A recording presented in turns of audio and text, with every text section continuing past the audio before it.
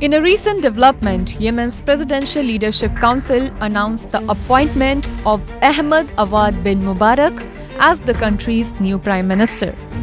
Bin Mubarak, who previously served as Yemen's foreign minister, rose to prominence in 2015 when he was kidnapped by Iran-aligned Houthi rebels during a power struggle with then-President Abd Rabbu Mansour Hadi. The outgoing Prime Minister Ma'in Abdul Malik Saeed will now serve as an advisor to the chairman of the Presidential Leadership Council, according to reports. Bin Mubarak, a former Yemeni ambassador to the US, is known for its strong opposition to the Houthi rebels, as reported by Al Jazeera. His abduction in 2015 contributed to political unrest in Yemen, leading to hostilities between the Houthis and Hadi's presidential guards, ultimately resulting in the resignation of the government and the president.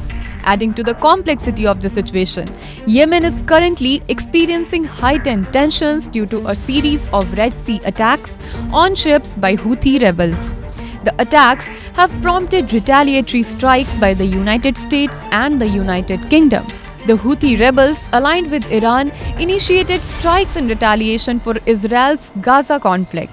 They have stated that they will continue their attacks until Israel ceases hostilities in Gaza.